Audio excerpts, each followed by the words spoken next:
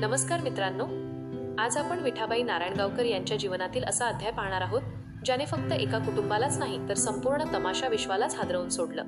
भाऊ आणि बापू या दोन महान कलाकारांच्या निधनानंतर सर्वांनाच वाटलं होतं की त्यांची पुढची पिढी एकत्र येईल, परंपरा पुढे नेईल आणि त्या सुवर्ण इतिहासाला अधिक उंचीवर नेईल। पण नियतीला काही वेगळंच मंजूर होतं।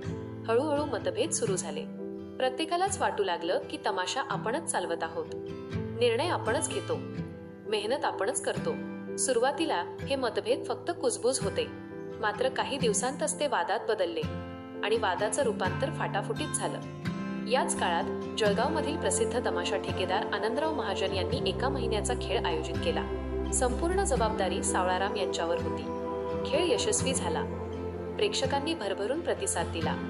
पण कार्यक्रम संपल्यानंतर घडलेली एक घटना विठाबाईंचं आयुष्य कायमचं बदलून टाकणार होती। कलाकारांना परतीच्या प्रवासासाठी पैसे देण्यात आले। विठाबाईंनाही पैसे मिळाले, पण त्यांच्यासोबत त्यांची आई आणि लहान मुलगी होती। त्या दोघींसाठी पैसे देण्यास नकार देण्यात आला। त्यावेळी विठाबाई गर्भवती होत्या, त्यांच्याकडे स्वतःकडेही पैसे नव्हते आणि त्या अक्षरशः जळगावमध्ये अडकून पडल्या। दरम्यान त्यांची प्रकृती बिघडली। त्यांना सरकारी रुग्णालयात दाखल करण्यात आलं आणि तिथेच त्यांनी एका मुलाला जन्म दिला। या आनंदाच्या क्षणीही त्यांच्या डोळ्यांत आनंद नव्हता, कारण हातात पैसा नव्हता, आधार देणारं कोणी नव्हतं। मदतीसाठी निरोप पाठवले गेले, पण मदत आली नाही। शेवटी त्यांच्या विश्वासातील मारुती सावंत जळगावला पोहोचले। त्यांनी आर्थिक मदत केली आणि विठाबाईंना सुरक्षित पुण्याला आणलं। हा प्रसंग विठाबाई कधीच विसरल्या नाहीत। त्यांच्या मनात एक प्रश्न कायमचा घर करून बसला, मी या तमाशासाठी आयुष्य दिलं, पण माझ्या सर्वात कठीण प्रसंगी मला एकटं का सोडलं? याच प्रश्नातून जन्म झाला एका मोठ्या निर्णयाचा। विठाबाईंनी ठरवलं, आता स्वतःचा स्वतंत्र तमाशा उभारायचा।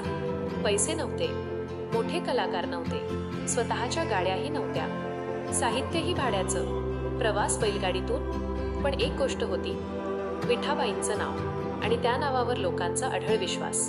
लवकरच महाराष्ट्रभर नवीन तमाशा सुरू झाला। लोक फक्त एकच नाव ऐकून गर्दी करू लागले, विठाबाई।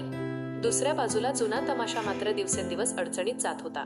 साहित्य होतं, मोठा संच होता, अनुभवी कलाकार होते, पण प्रेक्षक नव्हते। तर विठाबाईंकडे काहीच नव्हतं, पण प्रेक्षकांची मनं होती।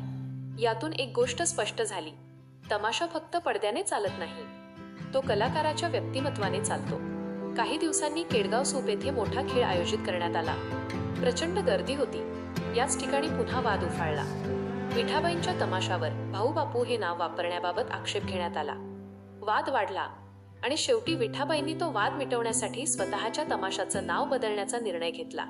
आता त्यांच्या तमाशाची ओळख एका नव्या नावाने झाली, पण लोकांसाठी तो तमाशा फक्त एका नावाचा होता, विठाबाई। सन 1970 मध्ये पुण्यातील चतुश्रृंगी यात्रेत या नव्या तमाशाचा भव्य शुभारंभ झाला। तेथून सुरू झाला एका नव्या इतिहासाचा प्रवास। विठाबाईंची लोकप्रियता इतकी वाढली की त्यांच्या एका लावणीसाठी हजारो लोक तासनतास वाट पाहत।